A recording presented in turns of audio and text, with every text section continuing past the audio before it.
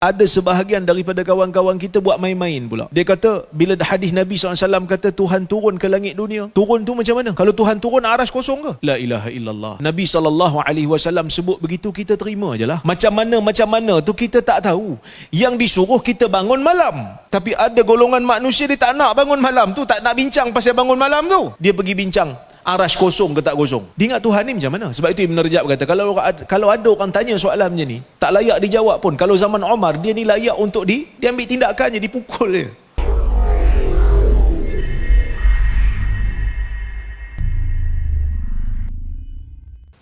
Hadirin mukminin yang dirahmati oleh Allah Subhanahu wa taala sekalian, Islam suruh kita menggunakan akal fikiran, betul.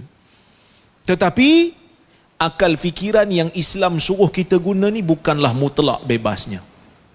Kerana akal ni ada kemampuan dia. Akal ni ada kemampuan yang kita kena sedar dan kita kena tahu. Bahkan di dalam hadis Nabi SAW tidak membenarkan kita ni memikirkan tentang perkara-perkara yang di luar kemampuan kita. Kan? Ada benda yang kita boleh fikir, kita disuruh fikir.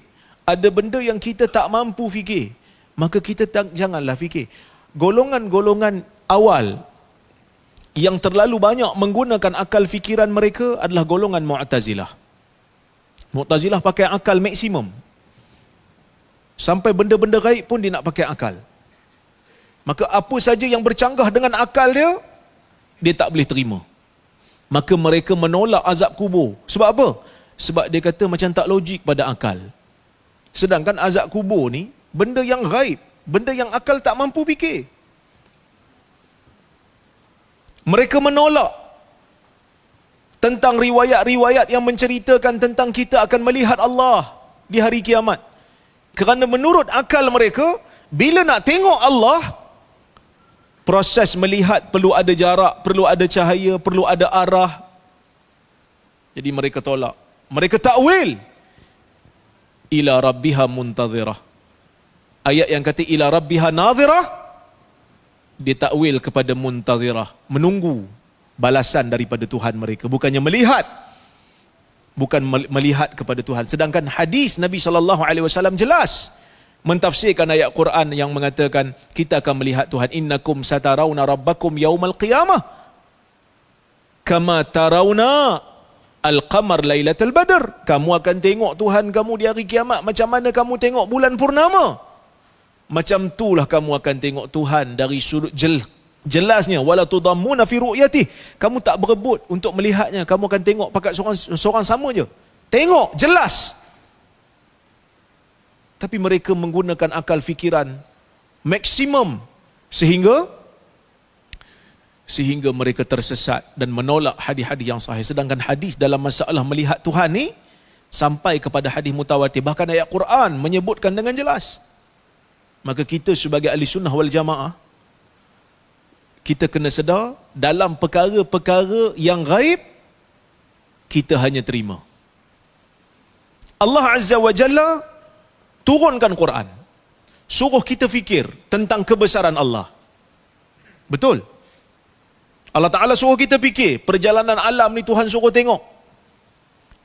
Tengok dalam diri kita keajaiban-keajaiban anggota yang Allah Ta'ala sediakan. Rasa kebesaran Tuhan, rasa tentang kewujudan dan kebijaksanaan Tuhan. Tapi benda-benda tentang sifat Tuhan, bukan Tuhan suruh fikir, Tuhan suruh beriman. Bahkan yang menyedihkan kita kadang-kadang, ada sebahagian daripada kawan-kawan kita buat main-main pula. Dia kata, bila hadis Nabi SAW kata Tuhan turun ke langit dunia, turun tu macam mana? Kalau Tuhan turun, aras kosong ke? La ilaha illallah. Nabi SAW sebut begitu, kita terima je lah.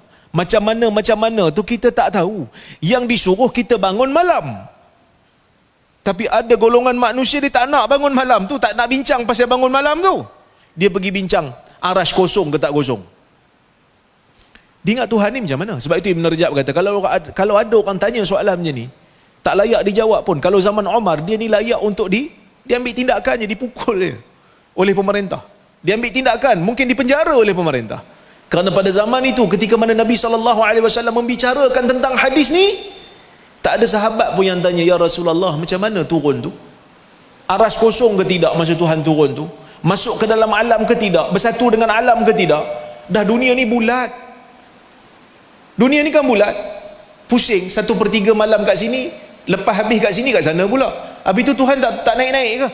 Ini semua perkara-perkara yang akal tak mampu fikir. Akal tak mampu fikir, maka kita tak perlu fikir. Ini yang pertama.